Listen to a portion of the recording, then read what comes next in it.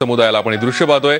राज ठाकरे यांचं सभेच्या ठिकाणी आगमन झालेलं आहे आणि आता इथल्या जनसमुदायाची प्रतीक्षा संपलेली आहे। काही वेळातच राज ठाकरे या प्रचंड जनसमुदायाला संबोधित करणार आहेत।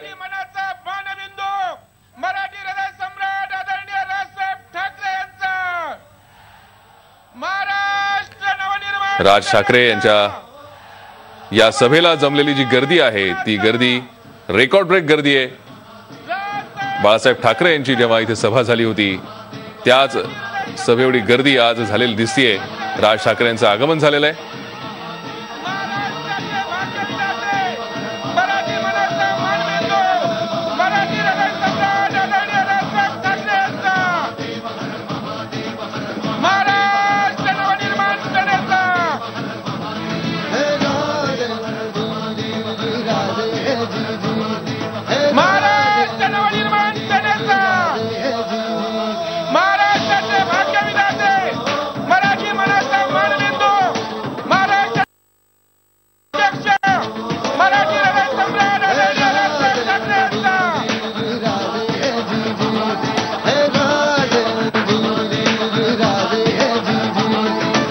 राज ठाकरे यांचं आगमन इथे सभेच्या ठिकाणी झालेलं दिसतंय आणि आता जी प्रतीक्षा होती अमरावतीमधल्या प्रचंड जनसमुदायाला राज ठाकरे यांचे विचार ऐकण्याची ती आता प्रतीक्षा संपलेली दिसतेय।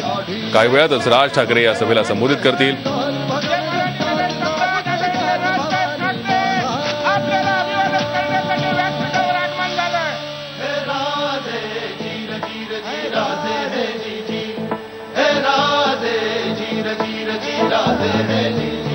मराठी हृदय सम्राट माननीय राजसाहेब ठाकरे यांचा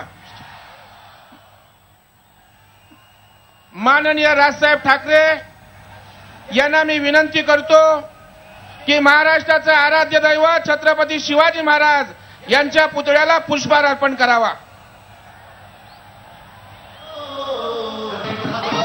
राज ठाकरे यांचे विचार ऐकण्यासाठी जमलेल्या या जनसमुदायाची प्रतीक्षा संपली आणि आता ही रेकॉर्ड ब्रेक गर्दी या सभेला झालेली आपल्याला दिसतेय। काही वेळातच राज ठाकरे या जनसमुदायाशी संवाद साधतील। आता आज ते कोणकोणत्या विषयांवर बोलतात याकडे सगळ्यांचंच लक्ष असेल। समुदाय हा जनसागर अस्वस्थ होता राजसाहेब आमचं कोणाचं भाषण ऐकण्याच्या मनस्थितीत हा जनसमुदाय नव्हता। कधी एकदा राजसाहेब या ठिकाणी येत आहेत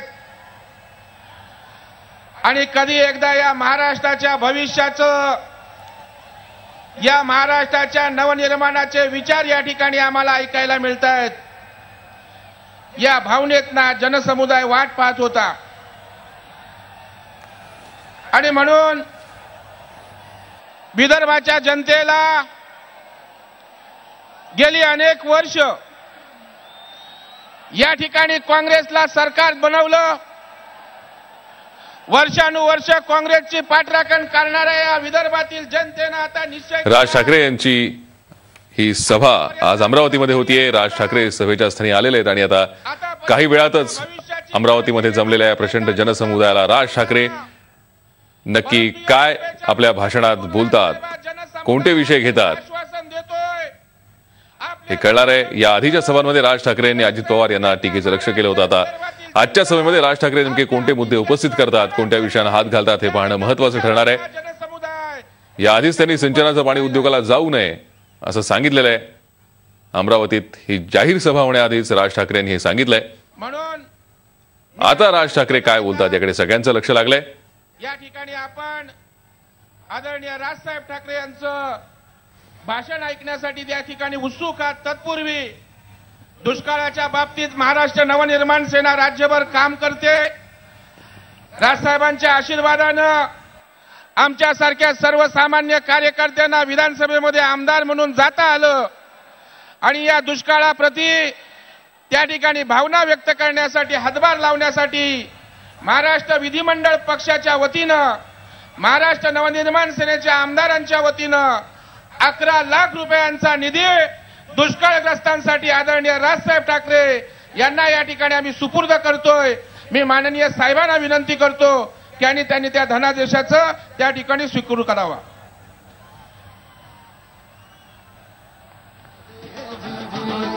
खून टाकती राख नव्याने जाग पेटू दे आग मला.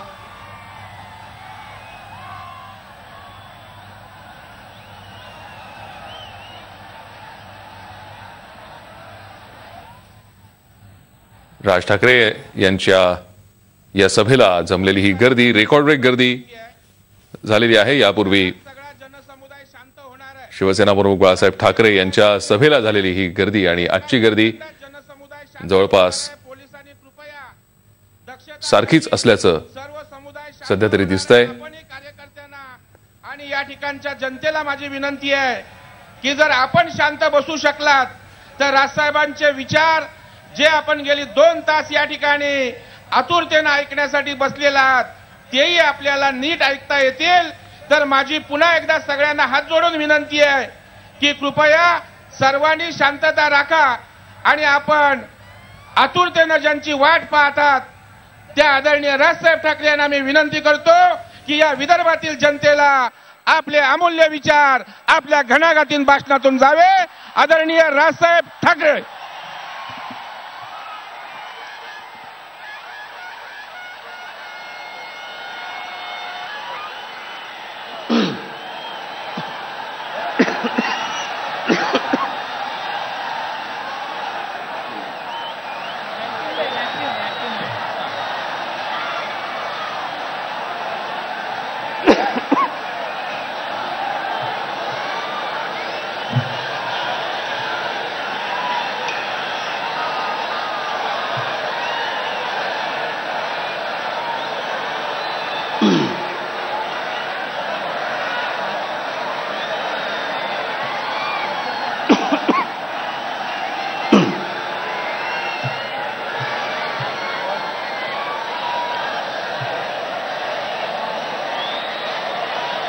जमलेल्या माझ्या तमाम मराठी बांधवांनो, भगिनींनो आणि मातांनो,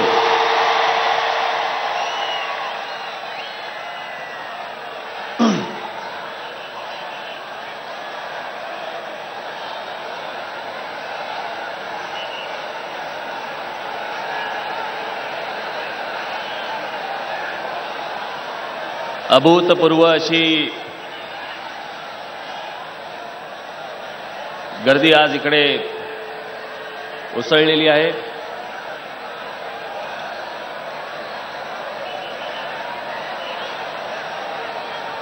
ही किती आहे, काय आहे याचा आपल्याला कोणाला अंदाज येणार नाही.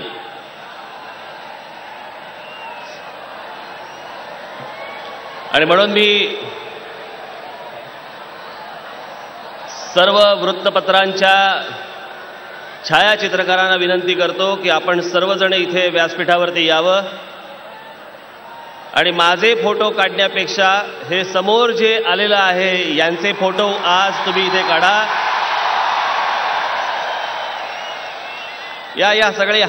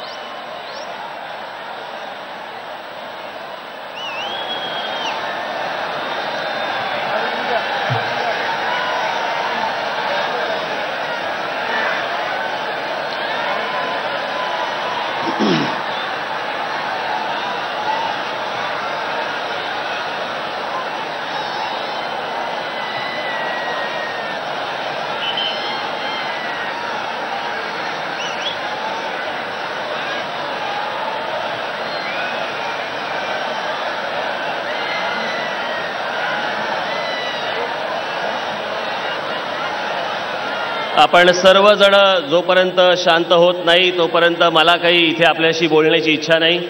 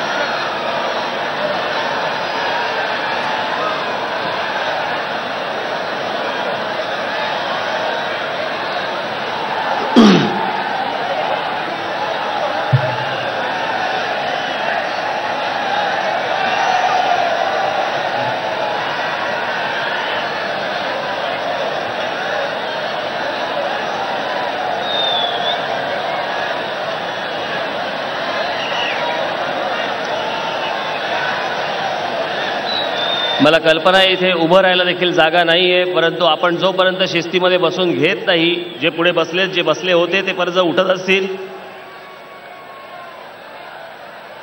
आपण सगळेजण शांत व्हा, तोपर्यंत मी जाऊन माझ्या खुर्चीवरती बसतो.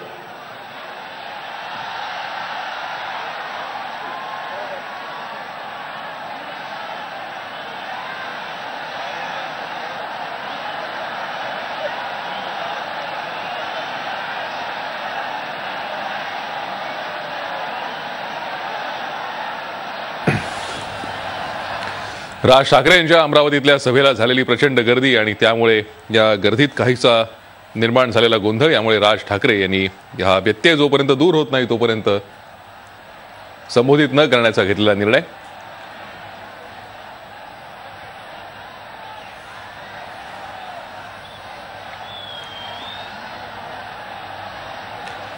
राज ठाकरे यांची अमरावतीतली ही जाहीर सभा, या सभेला जमलेला हा प्रचंड जनसमुदाय,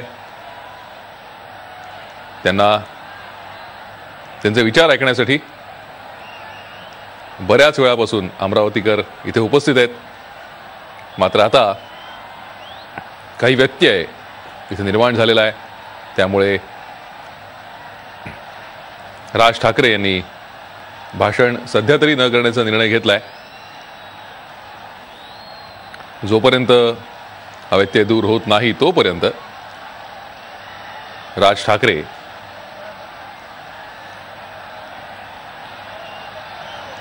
बोलणार नाहीयेत. कृपया सर्वांना विनंती आहे की आपण जोपर्यंत शांत बसत नाही,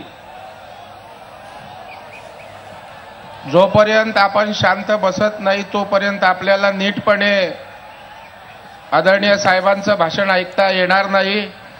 माझी सगळ्यांना नम्र विनंती आहे की आज लाखोंच्या संख्येनं आपण या ठिकाणी उपस्थित आहात. कृपया शांतपणे जिथे आहात तिथे बसून घ्या.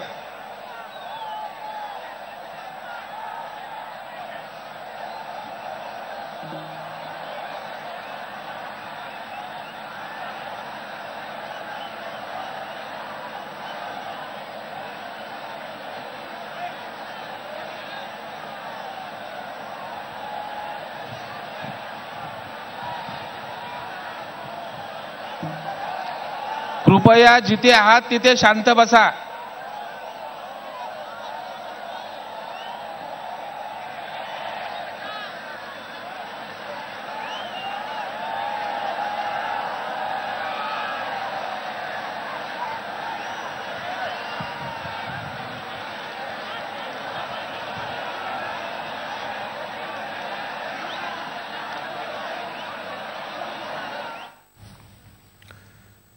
राज ठाकरे यांच्या या सभेला झालेली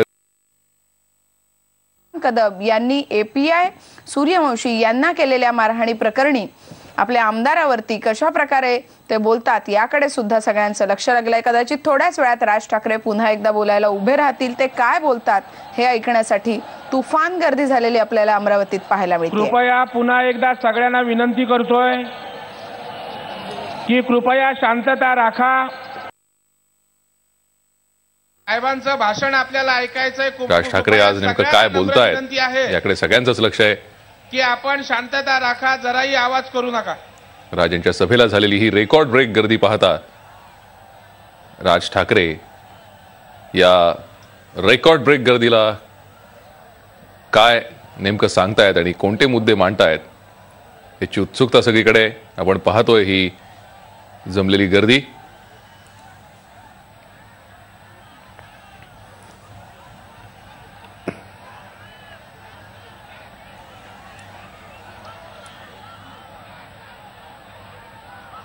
प्रचंड असा हा जनसमुदाय आपल्याला दिसतोय या दृश्यांमध्ये.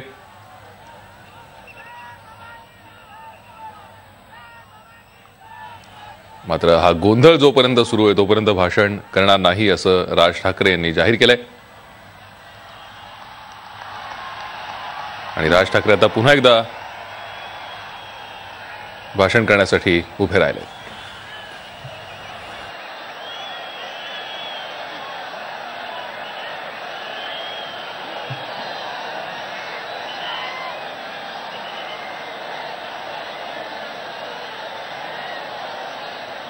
ही जाहीर सभा आहे.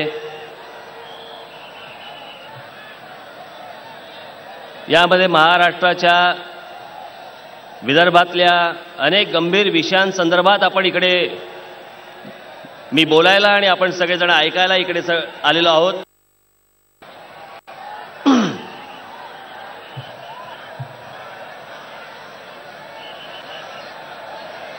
त्याच्यामुळे त्या गोष्टींचं गांभीर्य हे तुम्हाला सर्वांना समजणं आवश्यक आहे, गरजेचं आहे.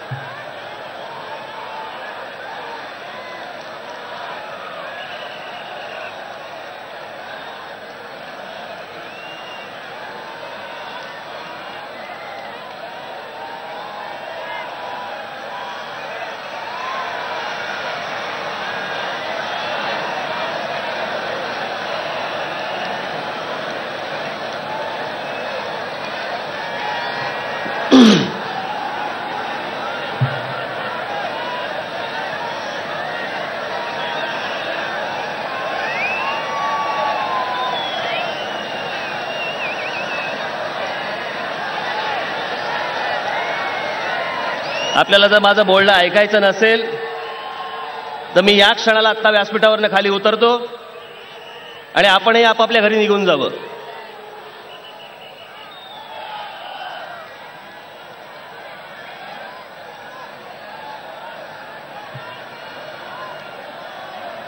मी उत्साह समजू शकतो, पण मी बेशिस्त ही खपून घेणार नाही अजिबात.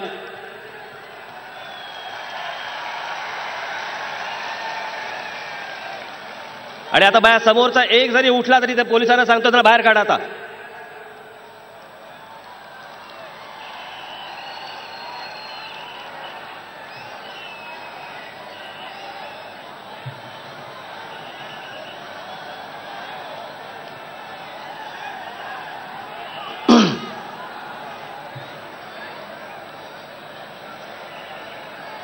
महाराष्ट्राच्या दौऱ्याचा माझा आज तिसरा टप्पा पूर्ण होतोय.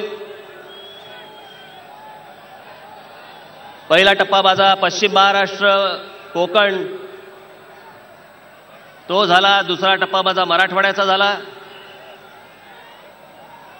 आणि आज तिसरा टप्पा माझा विदर्भाचा पूर्ण होत आहे. आणि त्याची सांगता आज अमरावतीमध्ये सभेने होत आहे.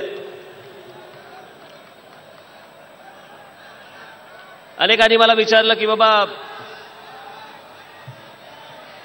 अमरावतीच का निवडली.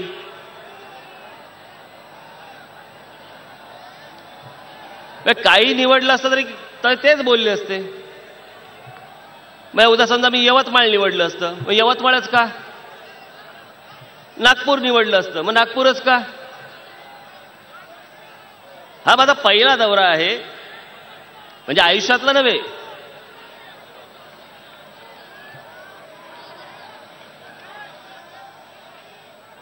आणि म्हणून मी पश्चिम महाराष्ट्रामध्ये एक सभा घेतली, कोकणामध्ये एक सभा घेतली, मराठवाड्यामध्ये एक सभा घेतली आणि विदर्भामध्ये आता एक सभा घेतली. आता पुढचा माझा उत्तर महाराष्ट्राचा आहे, तिकडे पण जळगावला माझी सभा आहे.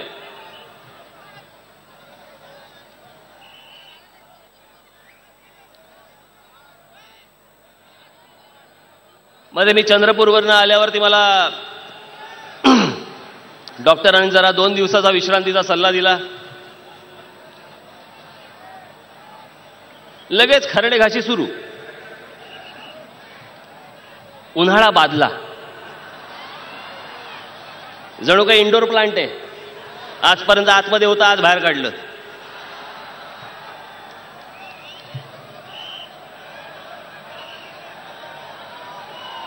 गेली 30 वर्ष महाराष्ट्रात फिरतोय मी.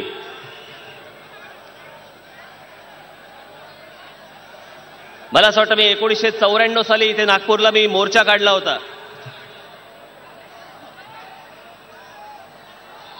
आणि त्या मोर्चाच्या वेळेला संपूर्ण विदर्भ, मराठवाडा सगळ्या ठिकाणी मी त्यावेळेला फिरत होतो. उन्हाळाच होता तेव्हा, पण अनेक दौरे केले मी महाराष्ट्रातले. ऊन नाही पाहिलं, पाऊस नाही पाहिला, काही नाही पाहिलं.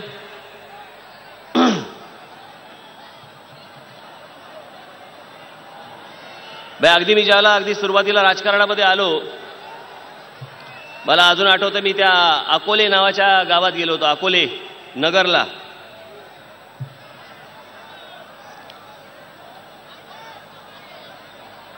थंडीचे दिवस होते. तसा फारसा काही लोकांना व्यंगचित्रकार एवढ्यापुरता माहिती होतो, फारसा असं काही माहीत नव्हतं. माझी सभा होती तिकडे आणि समोर बघितलं मी, सगळे लोक आलेले, सगळे घोंगडी बिंगडी ब्लँकेट बिंकेट चादरी बिदरी घेऊन एवढेसेच दिसत होते मला. आपल्या प्रतिभाताई पाटील कशा दिसायच्या?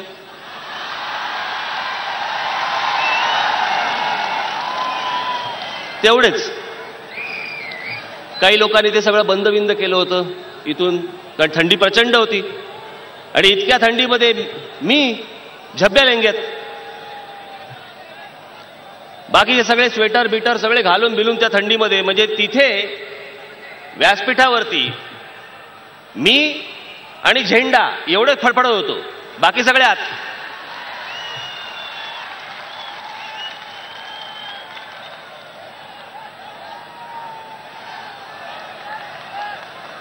सभा संपली, राष्ट्रगीताला सगळेजण उभे राहिले. आता याला किती वर्ष झाला? 25-1 वर्ष झाली असतील या गोष्टीला. राष्ट्रगीताला सगळेजण उभे राहिले, राष्ट्रगीत संपलं, परत बसले. आमच्या बाळा नांदगावकर तेव्हा होते तिकडे, ते नगरला बघायचे. मी त्यांना म्हटलं, का रे म्हटलं परत का बसले? नाही, नंतर पिक्चर आहे. त्यांच्या आणि पिक्चरच्या मध्ये येऊन मी भाषण करून गेलो होतो. त्याच्यामुळे आता इतकी वर्ष फिरतोय, इतके अनुभव घेतलेत मी. याचा काय ते उन्हाने आजारी पडतो काय? मी दौरा ज्या वेळेला सुरू केला, तो दौरा सुरू करतानाच मला इथे थोडासा त्रास झाला होता. तुम्ही माझ्या कोल्हापूरच्या सभेमध्ये पण बोललो होतो मी. त्याच्यामुळे एखाद दीड दिवस मी डॉक्टरांनी सांगितलं जरा आराम करा म्हणून आराम केला. परत आपला दौऱ्यावरती यवतमाळ करत निघालो आपलं. आणि आज तुमच्यासमोर इकडे उभा आहे. काल अंबामातेचं दर्शन घेतलं, आज तुमचं दर्शन घेतोय, तेही विराट.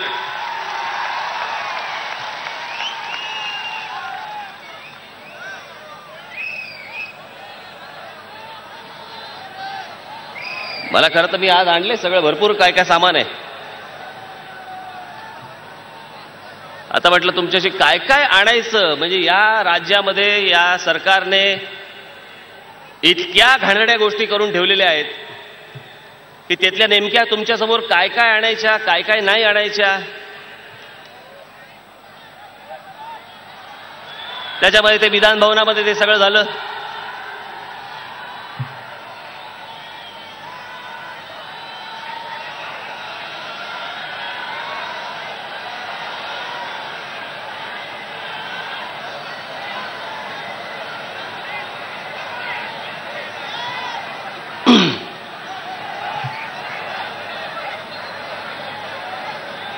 पोलिसांना काय हाणामारी झाली आणि सगळ्या गोष्टी झाल्या, आमदार निलंबित झाले. मला प्रश्न पडला, मी आपला बघत होतो, मी पहिल्यांदाच स्टेटमेंट काढलं. सुरुवातीलाच सांगितलं, जरी माझा आमदार त्याच्यामध्ये असला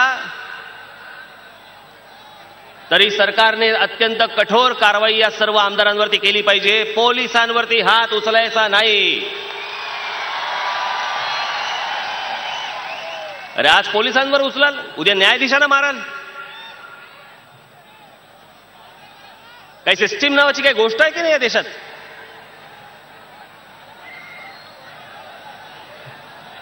पण त्याच्यानंतर जो घडलेला प्रकार आहे तो अनाकलनीय आहे. मला समजलाच नाही काय चालू आहे आणि काय चालतंय ते. 5 आमदार निलंबित झाले. त्यातला एक महाराष्ट्र नवनिर्माण सेनेचा, एक तो त्या वसई विरारचा, 2 शिवसेनेचे, एक भाजपाचा. 5 आमदारांना निलंबित केलं. आणि केसेस फक्त दोघांवर, पोलिसांच्या केसेस फक्त दोघांवर. बाकीच्या तिघांचं काय?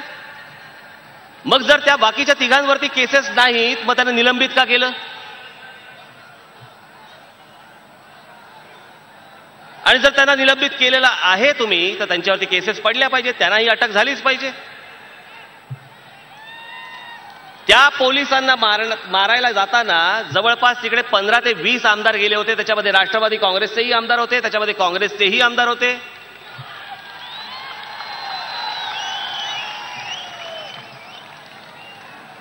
स्वतःचे आमदार बाजूला ठेवले आणि फक्त विरोधी पक्षांचे फक्त आमदार आतमध्ये टाकले. फक्त विरोधी पक्षांच्या आमदारांचं निलंबन केलं, स्वतःच्या आमदारांचं केलं नाही. कारण म्हणे त्या आमदारांनी म्हणे धमकी दिली की अर्थसंकल्प तुम्ही जो जाहीर करणार आहात, आम्हाला जर समजा तुम्ही निलंबित केलं किंवा आमच्यावरती कारवाई केली, आम्ही अर्थसंकल्पाला विरोध करू. आणि अर्थसंकल्पाला विरोध होऊ नये म्हणून काँग्रेस एनसीपीच्या आमदारांचं निलंबन मागे घेतलं. त्या सीसीटीव्ही फुटेज मधलं जे काय फुटेज आहे सरकार दाखवायला तयार नाही. 5 आमदार निलंबित केले, त्यातल्या 3 जणांचं म्हणे निलंबन आता मागे घेणार आहेत. का? शिवसेना भारतीय जनता पक्षाचे आहेत. माझा ना या काँग्रेस एनसीपीशी काही संबंध नाही, इतर कोणाशी संबंध, म्हणून आमचा आमदार बाहेर. त्याने हात उगारला, ही अत्यंत चुकीची गोष्ट केली, ही होताच कामा नये. त्याबद्दल माफी नाही. परंतु दोघांवरतीच फक्त केसेस टाकायच्या आणि बाकीच्यांना तुम्ही सोडून द्यायचं, हे कसलं राजकारण चालू आहे?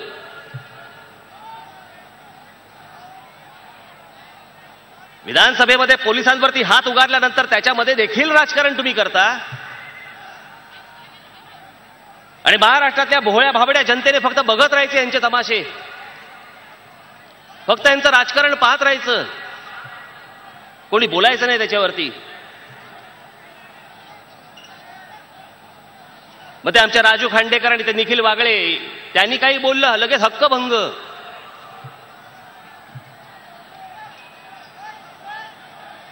त्यांची भूमिका समजावून घ्यायला देखील त्यांना बोलवलं नाही, डायरेक्ट हक्कभंग. काय बापाचा बाल वाटला?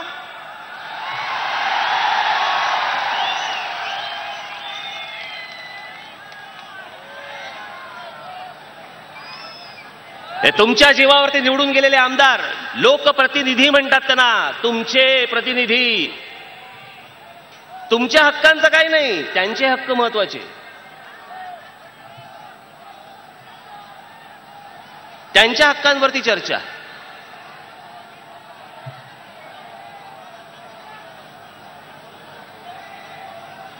काहीही चालू आहे महाराष्ट्रामध्ये, कोणाला काही वाटतं, एखाद्याला आलेला झटका, हे काय राज्याचं धोरण असतं?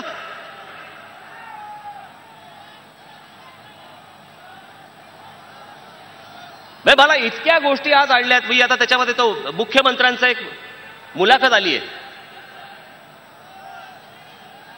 मुलाखतीमधले मी फक्त तुम्हाला काही गोष्टी वाचून दाखवणार आहे. तुम्ही कपाळाला हात मारून घ्याल की हा आपले मुख्यमंत्री. सगळं कबूल करतायत पण समजत नाही त्यांना काय करायचंय.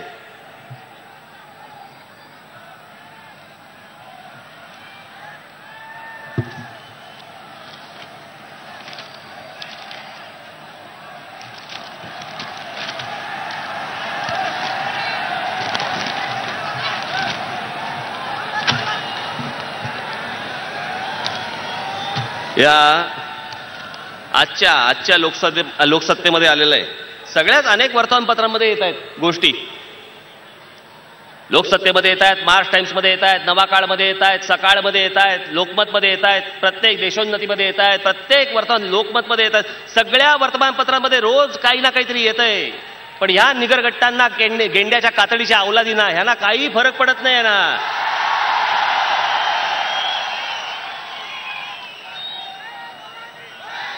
याला कोणी विचारायचंच नाही. यंदा राज्यात पाणी व वायू अभावी. कोण म्हणतायत? पृथ्वीराज चव्हाण, ज्यांना केंद्रातल्या काँग्रेसने पाठवलंय इथे. हे पीएमओ ऑफिस, पंतप्रधान कार्यालयामध्ये काम करणारे, दिल्लीत वावरणारे, दिल्लीत यांचं वजन सर्वात जास्ती,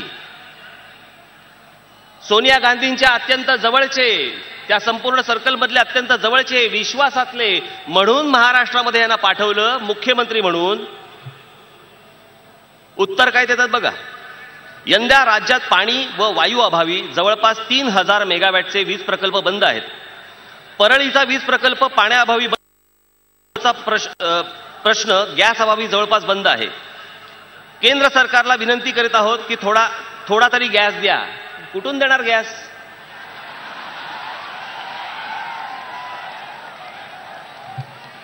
ते काय त्याच्यासाठी बसलेत का?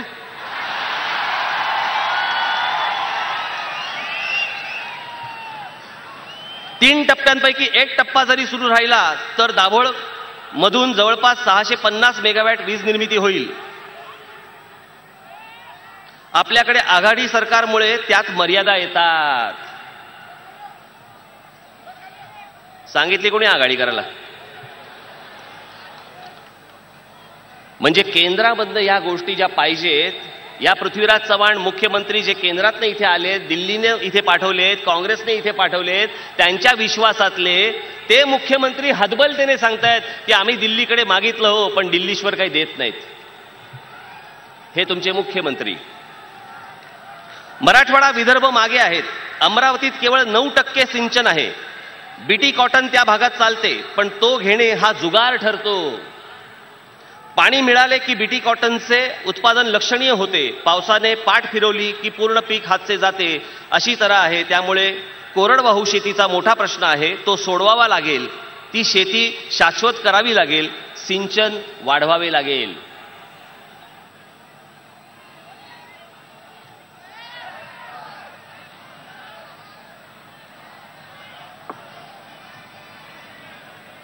पुढे जातो. त्यांच्या एकेका उत्तरावरती मी एक गोष्टी काढल्या आहेत. सिंचन, विदर्भातले सिंचन ऐकाल. मागच्या वेळेला मी मराठवाड्यातले वाचले होते, आज पण मी 2-3 गोष्टी आणल्यात. फक्त 2-3 गोष्टी आणल्यात. ऐकाल थक्क व्हाल. आम्ही बोंबलायचं पाणी पाणी पाणी, आमच्या शेतीला नाही पाणी, आम्हाला प्यायला नाही पाणी, अजून कुठच्या गोष्टीला नाही पाणी. काय हालत करून ठेवली तुमची बघा. गोसी खुर्द प्रकल्प भंडारा विदर्भाला मोठा दिलासा मिळवून देईल असा हा प्रकल्प.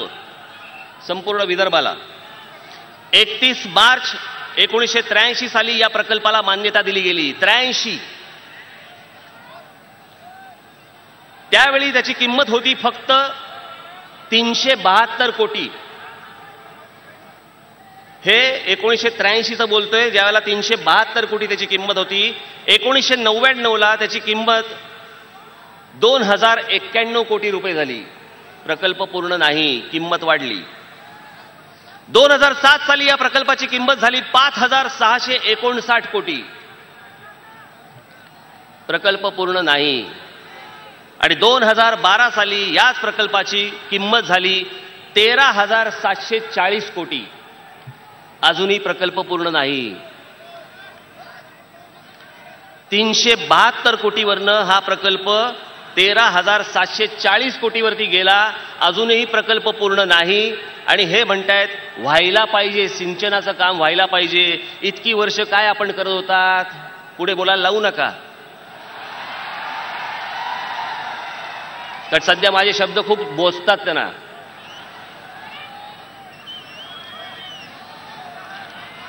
ऊर्ध्व वर्धा प्रकल्प मोर्शी जिल्हा अमरावती 1995 साली हा प्रकल्प सुरू केला. त्यावेळी त्याची किंमत होती 303 कोटी. 1999 साली म्हणजे 95ला 303 कोटी. 1999 साली ही किंमत झाली 662 कोटी. 2000 साली ह्याची किंमत झाली 951 कोटी. आणि 2009 साली याची किंमत झाली 1374 कोटी. अजूनही प्रकल्प पूर्ण नाही. आज मुख्यमंत्री सांगतायत सिंचनाचे काम व्हायला पाहिजे. आज सांगताय गेली 10, 11, 12 वर्ष, किती 14 वर्ष झाली ना येऊन. 14 वर्ष या एनसीपीच्या हातामध्ये ही सगळी खाती आहेत. मी त्याशी म्हटलं ना, 5 प्रमुख खाती, ज्या प्रमुख खात्यांवरती संपूर्ण देशाचा आणि राज्याचा डोलारा उभा असतो, ती 5च्या 5 खाती ही राष्ट्रवादी काँग्रेसकडे आहेत. सिंचनाचं खातं राष्ट्रवादीकडे, रस्ते पाणी वीज या तिन्ही रस्त्यांचं राष्ट्रवादीकडे खातं, पाण्याचं राष्ट्रवादीकडे खातं, विजेचं राष्ट्रवादीकडे खातं, चौथं खातं महत्वाचं गृह खातं राष्ट्रवादीकडे, पाचवं सगळ्यात महत्वाचं अजून खातं म्हणजे अर्थ खातं राष्ट्रवादीकडे. आणि आज विदर्भाची ही परिस्थिती.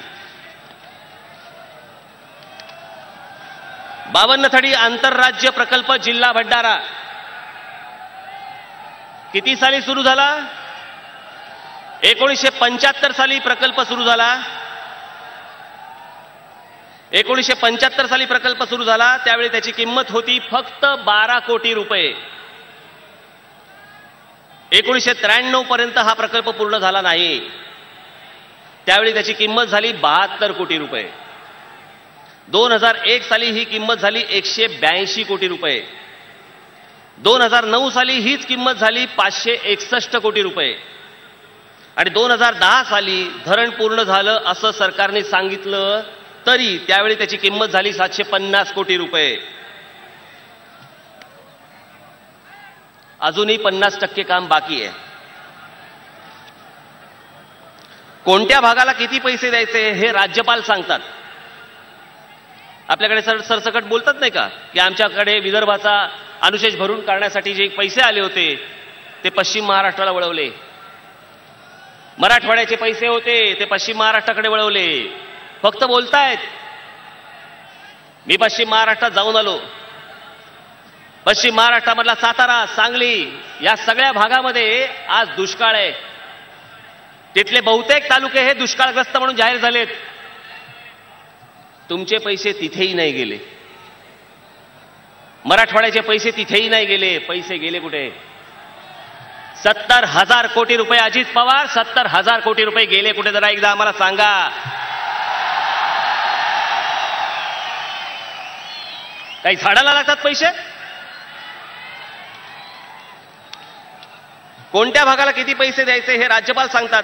या नेत्यांनी 2002 ते 2007 या 5 वर्षात राज्यपालांनी निर्देश पायदळी तुडवून विदर्भाच्या हिश्श्याचे किती 2,857 कोटी पश्चिम महाराष्ट्रात नेले असे त्यांचे म्हणणे आहे. पण पैसे नेले. शिवाय मराठवाड्याच्या वाट्याचे 680 कोटी रुपये आणि विदर्भाच्या वाट्याचे 2,210 कोटी रुपये या भागात खर्चच केले नाहीत. विदर्भाच्या हक्काचे पैसे या राज्यकर्त्यांनी झाले तरी तिकडे तो अजून दुष्काळ आहेच. पुढचं तर भयानक आहे. भयानक म्हणजे मी तुम्हाला सांगतो ना की ह्यांना ना रस्त्यावर बाहेर काढून नागडे करून फोडून काढले पाहिजे त्यांना.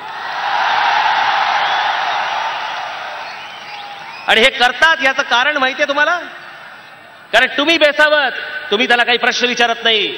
निवडणुका आल्या की मतदान करायचं आणि निवडून द्यायचं. फक्त आमदार खासदार निवडून द्यायचे यांचे. नंतर परत विचारायचं नाही. निवडणुका आल्या की हे पैसे ओतणार, निवडून येणार. जिगाव प्रकल्प तालुका नंदुरा जिल्हा बुलढाणा सगळ्यात जास्ती भ्रष्टाचार या प्रकल्पात झालाय. 1996 साली हा प्रकल्प सुरू झाला. त्यावेळी त्याची किंमत होती 698 कोटी. 2005 साली ही किंमत झाली 1,221 कोटी.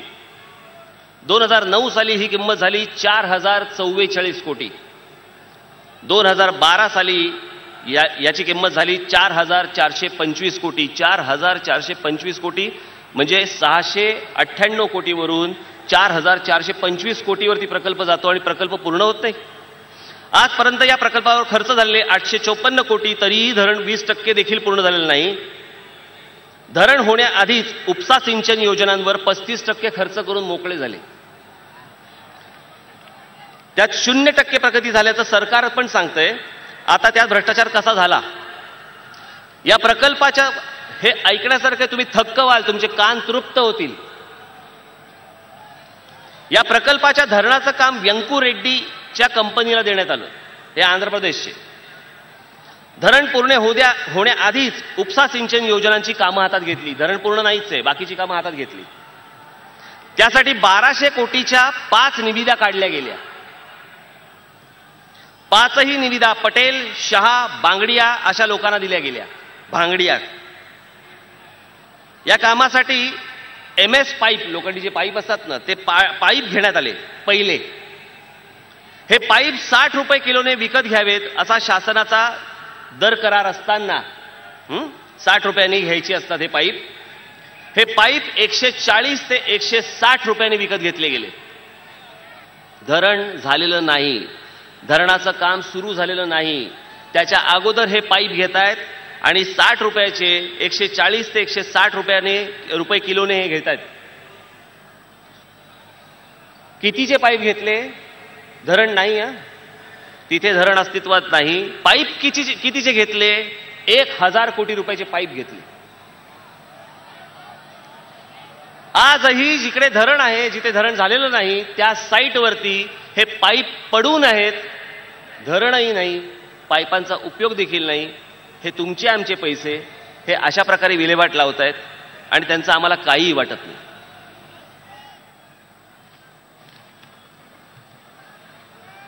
मुख्यमंत्री काय सांगतायत बघा.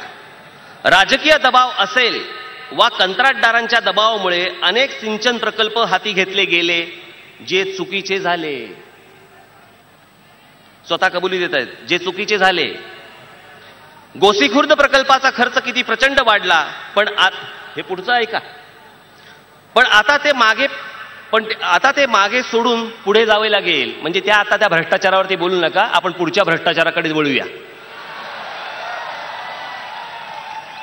हे मुख्यमंत्र्यांचे कोट आहेत, माझे कोट नाहीत. मी माझ्या मनचं काही सांगत नाहीये. मी असं बोललो असतो नुसतं हे पेपर न घेता, तुम्हाला असं वाटलं तर राज ठाकरे काहीतरी स्वतःच्या मनातलं काहीतरी बोलतो.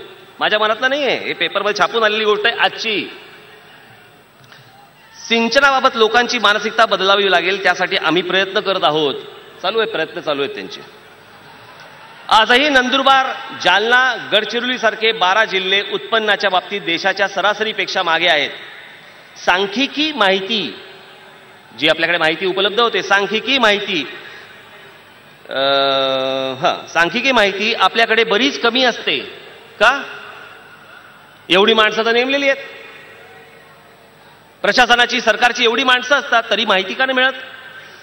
सांख्यिकी माहिती आपल्याकडे बरीच कमी असते. अनेक विभागांना सांख्यिकी अधिकारी नेमावेत अशी माझी भूमिका आहे. अजून नेमले पण नाहीत. किती प्राथमिक आरोग्य केंद्रे वाढली, डॉक्टर किती वाढले, किती पाझरतराव झाले, हे लोकांना त्यामुळे कळेल. कधी?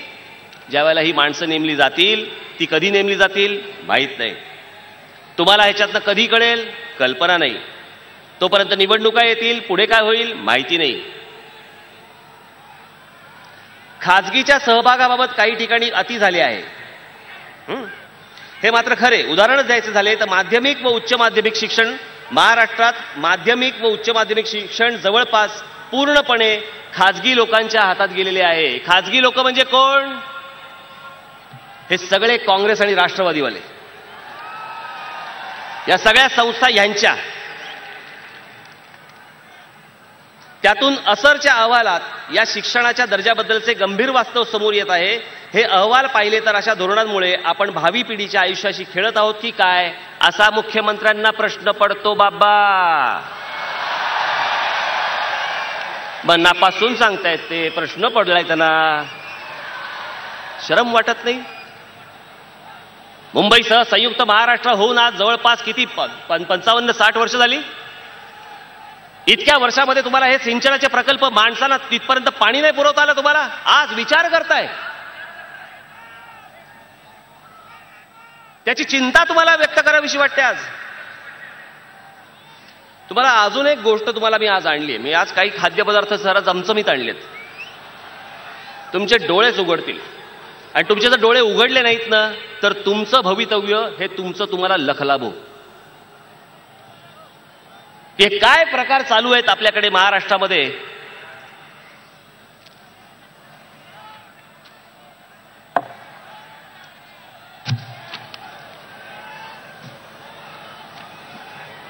हे सिंचनाचे फाईल आणले मी. हे सगळे त्याचे पुरावे. माझे पत्रकार बांधव कुठे आहेत? इथे आहेत. आपल्यापैकी कधीही कोणालाही वाटलं की हे पुरावे आम्हाला बघायचेत, राज ठाकरे तुम्ही काय दाखवताय आम्हाला पाहायचंय, आता या क्षणाला मी तुम्हाला दाखवायला तयार आहे, आपल्यालाही दाखवायला तयार आहे. फाडू नका फक्त. कारण आपल्याला त्यांची फाडायची आहे, ह्यांची नाही.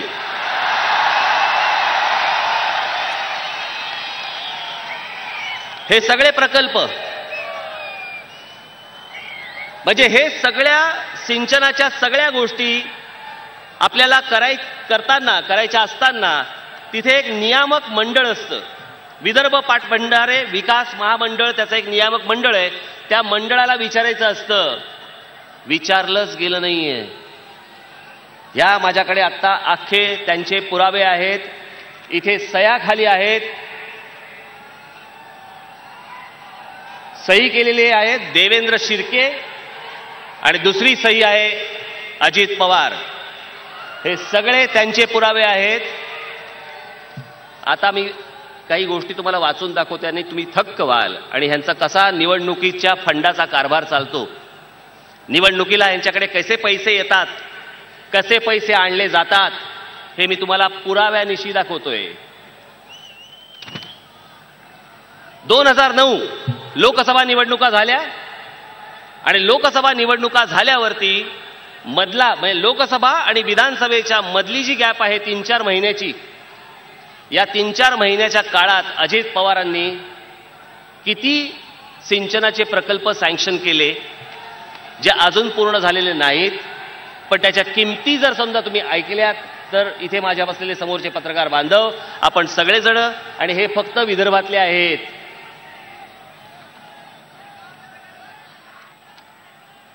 त्याची एकूण किंमत हे बघा. पहिला प्रकल्प त्याची किंमत आहे 17 कोटी, दुसरा आहे 1,70,00,000, तिसरा आहे 7,31,00,000. हे 11/5/2009 11/5/2009 या एकाच दिवशी 17 कोटी आणि 1 कोटीचे 2 प्रकल्प दिलेत. 24/6/2009 म्हणजे साधारणपणे जून महिन्यात 2009 याच्यामध्ये 1 2 3 4 5 6 7 8 9 10 एका दिवशी प्रकल्प सही केलेत. 25 तारखेला 1,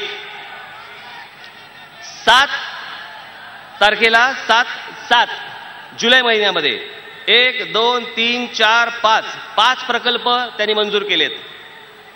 13 तारखेला 1, 14 8 1 2 3 4 5 6 7 8 9 10 11 प्रकल्प दिलेत. 18 तारखेला 18 8 1 2 3 4 प्रकल्प दिलेत. किंमत ऐकायची किती आहे? या 2 लोकसभा आणि विधानसभा निवडणुकीच्या फक्त मध्ये एवढे फक्त प्रोजेक्ट सँक्शन झालेत. आणि या प्रोजेक्टची कॉस्ट आहे, हे सँक्शन करताना सरकारकडनं ॲडव्हान्स पेमेंट देखील त्यांना इमिजिएटली दिलं गेलंय त्या सर्व लोकांना. आणि त्या संपूर्ण प्रकल्पाची किंमत आहे 25,856 कोटी रुपये. या 25,856 कोटी रुपयांच्या मध्ये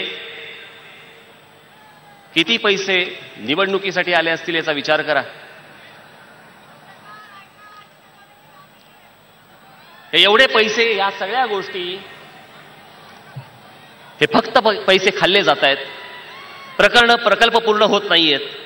आमचा मराठवाडा तसाच भकास, आमचा विदर्भही तसाच भकास, आम्ही तसेच बोलतोय. आणि काय होतंय इथे? इंडिया बुल्स आणलं जातंय. तुमचं प्यायचं पाणी, तुमचं शेतीचं पाणी, हे केंद्र सरकारची योजना, केंद्र सरकारच्या योजनेमध्ये एमओयू मध्ये लिहिलेलं आहे. एमओयू केला जो त्यावेळेला, त्या एमओयू मध्ये लिहिलेलं आहे की किती हजार एकर, 8,000 हेक्टर, 8,000 हेक्टर जमीन अमरावती जिल्ह्यामधली सिंचनाखाली आणण्यासाठी म्हणून हा प्रकल्प आम्ही करत आहोत. त्याच्यासाठी हे आम्ही पैसे देत आहोत. पैसे दिल्यावरती हा प्रकल्प पूर्ण होत आल्यानंतर महाराष्ट्र राज्य सरकारमध्ये या सगळ्या लोकांनी फेरफार केली आणि तो संपूर्ण प्रकल्प 250 कोटी का 250 कोटी रुपयाला या इंडिया बुल्सवाल्यांनी देऊन टाकला. तुमचे पैसे, तुमचं पाणी, तुमच्या गोष्टी, याला काही नाही. त्याला माहिती आहे तुम्ही विचारणार नाहीत. आत्ता सांगतोय तुम्हाला, आज जर तुमचं प्यायचं पाणी आणि तुमच्या शेतीचं पाणी हे जर इंडिया बुल्सला जाणार असेल, उद्यापासून तुमचं आंदोलन हे झालंच पाहिजे आणि इंडिया बुल्स प्रकरण बंद झालं तरी चालेल. काही गरज नाही असल्या प्रकल्पांची जिकडे तुमच्या तोंडचं पाणी पळवलं जातं, जिकडे तुमच्या शेतीचं पाणी पळवलं जातं. काही गरज नाही असल्या प्रकल्पांची. हे असले प्रकल्प घेऊन तुमच्या माथी मारले जात आहेत का? कारण त्यांना माहितीये तुम्ही काही करणार नाही आहात. दरवेळेला फक्त आम्ही बोंबलत राहायचं, आमच्या कापसाला भाव नाही, आमची कोरडवाहू शेती, आमच्याकडे सोयाबीनला भाव नाही, आमच्याकडे कुठच्याच गोष्टीला भाव नाही. हा मालाचा विषय नाहीये, भाव तुम्हाला नाहीये, तुम्हाला भाव देत नाहीये ते. आणि तुम्हाला भाव देत नसल्यामुळे तुमच्या पिकाला कोण भाव देणार, तुमचं कोण ऐकणार. तुमचे आमदार बोलत नाहीत. इथे सर्वपक्षीय आमदार इथे विदर्भामध्ये असताना देखील फक्त तोंड देखलं विधानसभेमध्ये बोलायचं, पुढे काही नाही. मी आता चंद्रपूरला गेलो, गडचिरोलीचे लोक भेटले, तिथले पत्रकार भेटले, तिथले इतर लोक भेटले. मला वाटलं होतं मुंबई, ठाणा, पुणा, नाशिक इथलाच फक्त प्रश्न आहे की बाहेरचे बेरोजगार येतात, बाहेरचे परप्रांतीय येतात आणि तुमच्या नोकऱ्या छिनल्या जातात, तुमची कामं घेतली जातात, कंत्राटावरती घेतली जातात. मला वाटलं हा तिकडेच आहे. चंद्रपूरमध्ये गेलो, तिकडच्या सगळ्या कंपन्यांमध्ये 80 ते 90% परप्रांतातले लोक भरलेत. आमच्या आमदार मंत्र्यांना लाजा नाहीत. गडचिरोलीमधल्या सगळ्या प्रकल्पांमध्ये परप्रांतीय घुसवलेले आहेत. कंत्राटी पद्धतीने बाहेरची माणसं आणतायत. तिथली मुलं जर समजा गेली, आपली मुलं जर समजा गेली, काय सांगतात माहितीये? आपली जर मुलं गेली तर त्यांना सांगतात की बाबा आम्हाला नोकरी द्या. त्या कंपनीचे वरिष्ठ जे लोक आहेत काय सांगतात? नोकरी मिळणार नाही. त्या आमदार बिमदार खासदार आम्हाला सांगू नका, आम्ही मॅनेज केलेले आहेत. हे कंपनीचे लोक सांगतायत. तुम्ही निवडून दिलेले आमदार, तुम्ही निवडून दिलेले खासदार, कंपन्यांचे लोक सांगतायत तुम्ही आमच्याकडे येऊ नका, आम्ही परप्रांतातली माणसं भरणार, तुम्हाला आमच्याकडे नोकऱ्या मिळणार नाहीत, आम्ही तुमच्या आमदार खासदारांना मॅनेज केलेलं आहे. ते कुठच्या तोंडाने बोलतील आणि जातही नाहीत आपले लोक. चंद्रपूरला तीच परिस्थिती, गडचिरोलीलाही तीच परिस्थिती, वर्ध्यालाही तीच परिस्थिती, नागपूरलाही तीच परिस्थिती. सगळे परप्रांतातले बाहेरची लोक भरली जात आहेत आणि आमचा बेरोजगार इथे वणवण फिरतोय.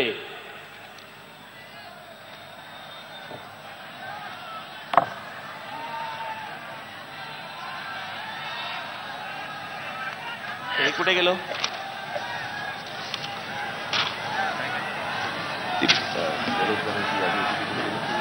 नाही.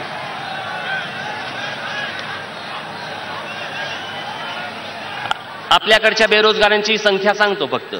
नुसते अमरावती मधले सगळेच आहेत, परंतु याच्यामध्ये एक जिल्हा फक्त तुम्हाला एक उदाहरण दाखल सांगतो. उदाहरण दाखल, यवतमाळ जिल्ह्यात सुशिक्षितांची संख्या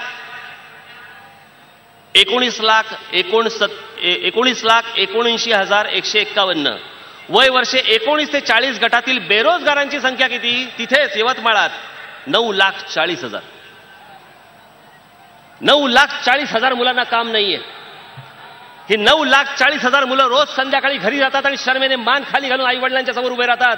काय सांगतात? नोकरी नाही मिळाली, काम धंदा नाही, मला पैसे मिळत नाहीयेत.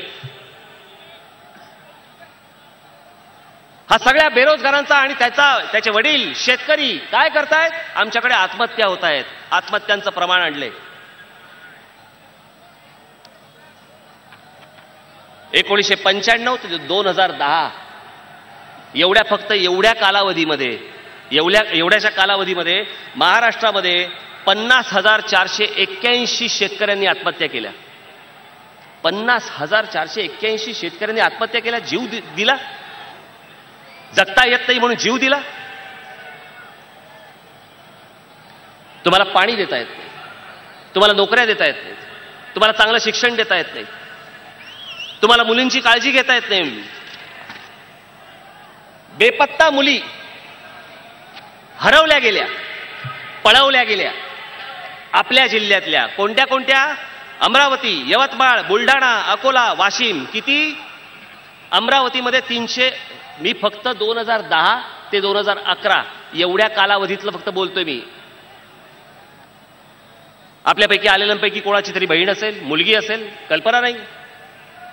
पण या पळवल्या गेलेल्या अमरावती जिल्ह्यामध्ये फक्त 2010 ते 2011, 2010चं माझ्याकडे आता नाहीये आणि 2011च्या पुढचं माझ्याकडे नाहीये.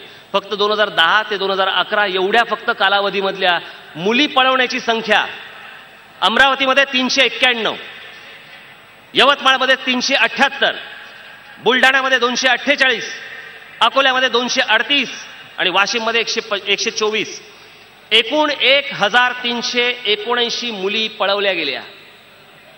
हा माझ्याकडचं मी काही एकटा बसून लिहित नाहीये, हे माझ्याकडचे रेकॉर्ड्स आहेत. यातल्या 886 मुली सापडल्या, 495 मुली अजूनही सापडल्या नाहीत. त्या जिवंत आहेत का मेल्या का कुठे गेल्या कोणालाही ह्याची अजूनपर्यंत पत्ता नाही, याचा कोणालाही थांग पत्ता नाही. पण या फक्त आमच्या विदर्भातल्या या 5 जिल्ह्यामधल्या आमच्या भगिनी या पळवल्या गेल्या. त्या आज महाराष्ट्र राज्यात पण आहेत की नाही कल्पना नाही, की बाहेरच्या राज्यांमध्ये जाऊन विकल्या काही कल्पना नाही, की त्यांना ठार मारलं कल्पना नाही, अंधश्रद्धेसाठी म्हणून गळे चिरले की काय कल्पना नाही. पण आमच्या महाराष्ट्रामधल्या आमच्या फक्त विदर्भातल्या मी फक्त विदर्भातल्या या 5 जिल्ह्यांची फक्त माहिती आणली आहे. आणि आर पाटील सांगतात की सगळं काही व्यवस्थित चाललंय महाराष्ट्रामध्ये आणि सगळं काही छान चाललंय. हे सगळं करत असताना आपण फक्त शिव्या देणार ह्या पोलिसांना, पण तो दिवसभर किती राबतो आणि तो दिवसभर कसे कष्ट करतो याची आपल्याला कधीच कल्पना येत नाही हो. त्यांना सण नाही, काही नाही, काही नाही. दिवस रात्र नुसतं राबायचं, हातात पैसे कमी पडतात. शिव्या द्यायला काय सोपं आहे हो, पोलीस पैसे खातात, बाकीचे काय खात नाहीत काय.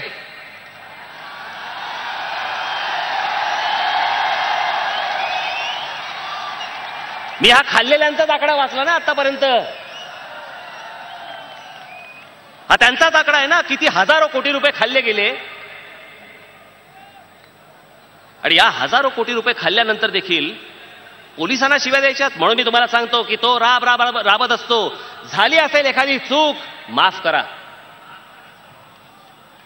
पण पोलिसांवरती हात नाही उचलायचा, अजिबात त्यांच्यावरती हात नाही उचलायचा. एखादा वेळा निघाला म्हणून काही सगळं खातं थोडी असं असतं.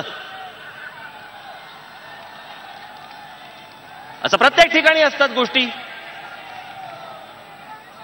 ही महाराष्ट्राची सद्यस्थिती आहे, ही महाराष्ट्राची परिस्थिती आहे. या परिस्थितीतनं तुम्हाला वाट काढायची आहे. माझ्याकडे मध्यंतरी रतन टाटा साहेब येऊन गेले. मला जे वाटलं, मी जे पाहिलं होतं, मी त्यांच्यासमोर मांडलं. अगदी ते सहज घरी आले होते. सहज घरी आले असताना मी त्यांच्यासमोर काही 2-4 गोष्टी मी त्यांना सांगितल्या, महाराष्ट्रातली सद्यस्थिती सांगितली. मी मागे ताडोबाला गेलो होतो. वाघासारखं इतकं उमद जनावर चाप लावतायत तिकडे. पाय पडला त्याच्यामध्ये की तडफडून मरतंय ते. अरे हिम्मत असेल तर बंदुकीशिवाय आणि चापाशिवाय जा ना त्याच्यासमोर. घरी परत आला तर मी सत्कार करायला तयार आहे. पण कातडी विकायची, सगळ्या गोष्टी विकायच्या, नख विकायची, हे धंदे, हे उद्योग चालू आहेत.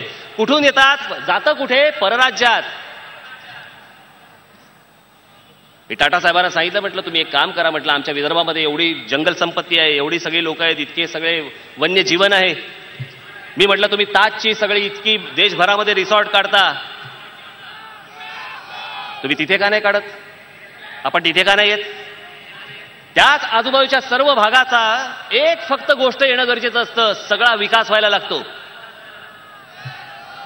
सगळा विकास व्हायला लागतो. जे आज सांगतायत शिकाऱ्यांना की इथे वाघ आहे, मारा त्याला. वाघ दाखवल्यावरती पैसे मिळतायत, मारल्याबद्दल पैसे मिळतायत. मी त्यांना फक्त एवढंच सांगितलं, म्हटलं आज त्यांना जर वाघ दाखवल्याबद्दल, मारल्याबद्दल जर पैसे मिळत असतील, जर तुम्ही उद्या जर समजा या गोष्टीला प्रोत्साहन दिलात, तर उद्या वाघ आलेल्या पर्यटकांना दाखवून देखील पैसे मिळू शकतात. हे ज्या दिवशी त्याला कळेल, त्या दिवशी वाघ मरायचे बंद होतील. त्या दिवशी आपलं वन्यजीवन, वन्य प्राणी हे मरायचे बंद होतील. आमच्या चिखलदऱ्याला मारले जात आहेत. एक जागा नाही साली, एक जागा की तिकडे डोक्याला ताप नाही. एक जागा नाही. कोणताही विषय काढा, बरबटलेलं, सगळं बरबटलेलं. आणि ते बरबटून टाकणारे तुमच्या जीवावर टाकतायत. तुम्ही मतदान करताय, त्यांना वर्षानुवर्ष मतदान करताय म्हणून त्यांना बेफिकीर झालेत. ह्या कुठच्या गोष्टींवरती लक्ष द्यायला वेळ नाही. आणि विधानसभेमध्ये तुम्ही हक्कभंग आणताय. त्याच्या पिण्याच्या पाण्याचा हक्क, त्याचा भंग कोणी केला? अजित पवार मंत्रिमंडळाने मला उत्तर द्यावं याचं. त्याच्या शेतीला भाव नाही, त्याच्या पिकाला भाव नाही, हा त्याला मिळणारा त्याचा जो हक्क आहे त्याचा भंग कोणी केला आतापर्यंत?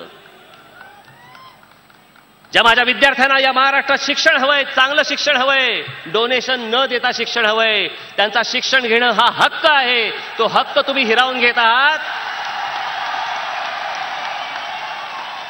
त्या हक्काचा भंग कोणी केला? त्याच्याबद्दल का नाही विधान भवनामध्ये येत तिकडे हक्कभंग? आमच्या महिला माता भगिनींची काय अब्रू रस्त्यावरती पडली. आयुष्य जगणं, अत्यंत व्यवस्थित आयुष्य जगणं, खुलेपणाने जगणं हा त्यांचा आयुष्यातला त्यांचा हक्क आहे. तो हक्क देखील त्यांना मिळत नाहीये. त्याचा भंग कोणी केला? का मुली जात आहेत पळून? का पळवल्या जात आहेत मुली? प्रत्येकाच्या हक्काचा हे भंग करत बसणार आणि विधानसभेमध्ये तुम्ही हक्कभंग आणणार. एवढे धंदे उरलेत तुम्हाला? मला माहिती आहे हे काय करणार आहेत. आता हे काय करतील ह्याची मी तुम्हाला आता कल्पना देऊन ठेवतो. खरंच सांगतो बाबांनो, हे काय करतील याची कल्पना देऊन ठेवतो. कारण यांना एक गोष्ट माहिती आहे की हे सगळी जनता आहे ना, आज राज ठाकरे बोलेल, उद्या कदाचित विसरून जाईल. आम्ही निवडणुका आल्या की घेऊ, आम्ही थैल्या घेऊन बसू आणि फक्त थैल्या फेकून मारू यांच्यावरती. जातील कुठे हे?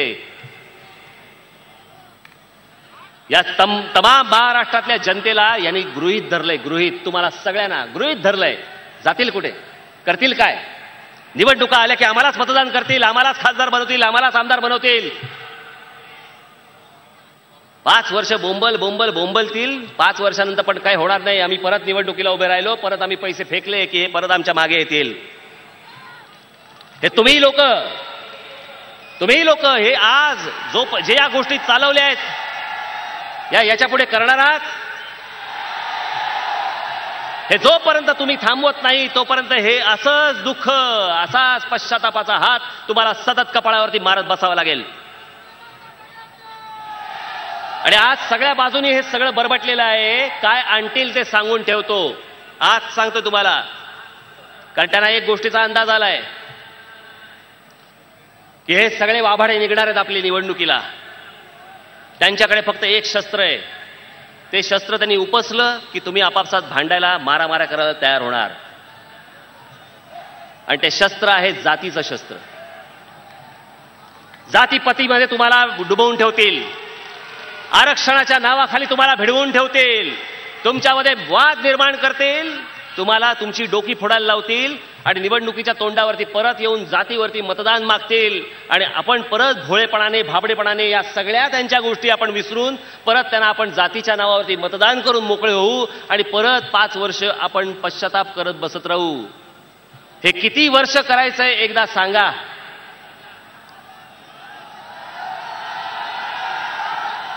आजपर्यंत मी समजू शकतो की इतके राजकीय पक्ष आले, आजपर्यंत इतके राजकीय पक्ष आले तुमच्या समोर, त्यांना मतदान केलं. सगळेच जर समजा तसे निघाले असतील, तुमच्या समोर पर्याय तरी काय होता? आज सांगतोय, हा राज ठाकरे तुमच्या समोर पर्याय. या राज ठाकरेचा स्वीकार करा. माझ्या पक्षाचा तुम्ही स्वीकार करा. आज काही निवडणुका नाही, काही नाही. मी तुम्हाला फक्त सांगतोय या गोष्टी फक्त विसरू नका. ज्या वेळेला वेळ येईल त्यावेळेला तुमचा हक्क बजावताना तेव्हा गोंधळून जाऊ नका. तेव्हा जर गोंधळलात, पैशाच्या थैल्यांना जर समजा आहारी गेलात, जातीच्या राजकारणाला जर आहारी गेलात, कोणी नाही वाचू शकत तुम्हाला, कोणी नाही वाचू शकत. पुन्हा मोर्चे काढा, कलेक्टरकडे निवेदन देत बसा. पत्रकार आमचे बांधव फक्त लिहितायत या राज्य सरकारवरती, राज्यकर्त्यांवरती त्याचा काही ढिम्म परिणाम काही होत नाहीये. आणि या सगळ्यांना कळून चुकलेलं आहे की निवडणुकीच्या तोंडावरती असल्या काही गोष्टी आम्ही जर समजा मांडल्या की हे लगेच त्या भूलतापांना बळी पडतात आणि आम्हाला मतदान करून मोकळे होतात. हा इतक्या वर्षांचा समज जोपर्यंत तुम्ही दूर करत नाही तोपर्यंत हे ठिकाणावरती येणार नाहीत. आज आता महाराष्ट्र नवनिर्माण सेना पक्षातर्फे आपण कालपासून चारा छावण्या सुरू केल्या आहेत. 4 सुरू केल्या आहेत, पुढच्या सुरू अजून करतोय. आज जवळपास प्रत्येक चारा छावणीमध्ये 250-300 आज आपले सर्व त्या आपल्या शेतकऱ्यांची सगळ्या गायी बैल बिल सगळे या गोष्टी यायला सुरुवात झालेली आहे. माझा खरंच सांगतो, माझी खरंच मनापासूनची इच्छा आहे. मी गेल्यावरती आता कामाला सुरुवात पण केली आहे, त्याची विचारपूस करायला सुरुवात केली आहे. मला महाराष्ट्रामधल्या प्रत्येक जिल्ह्यामध्ये मला गोशाळा सुरू करायची आहे.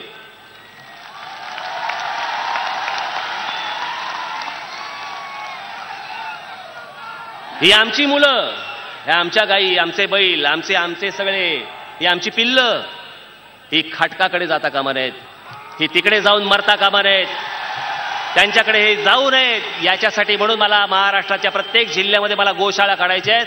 या गोशाळेचं मला राजकारण देखील करायचं नाहीये, पण ही आपली मुलं हकनाक त्यांचा बळी जाऊ नये याच्यासाठीची माझी ही भविष्यातली पुढची योजना आहे. या सगळ्या गोष्टी करतोय आपल्यासाठी, प्रामाणिकपणे करतोय. आयुष्यात काही दुसरं जमलं नाही म्हणून राजकारणात नाहीये मी. करण्यासारख्या बहुतेक भरपूर गोष्टी होत्या, आजही आहेत. पण जग कुठे चाललंय आणि माझा महाराष्ट्र कुठे चाललाय हे पाहवत नाही. एवढ्यासाठी म्हणून मी ह्या पक्षाची मी आज स्थापना केली. पक्षाच्या नावामध्येच मी नवनिर्माण हा संदेश तुम्हाला दिला. या महाराष्ट्राच्या सर्व नवनिर्माणासाठी आपण माझ्या खांद्याला खांदा लावून आपण भविष्यामध्ये सगळेजण वाटचाल करू, ही एक अपेक्षा आपल्याकडनं करतो. आपण सर्वजण ज्या ताकदीने आज इकडे आलात ती ताकद सदैव माझ्या मागे, माझ्या पक्षाच्या मागे आपण कायम ठेवाल ही अपेक्षा बाळगतो आणि आपणा सर्वांची मी रजा घेतो. जय हिंद, जय महाराष्ट्र.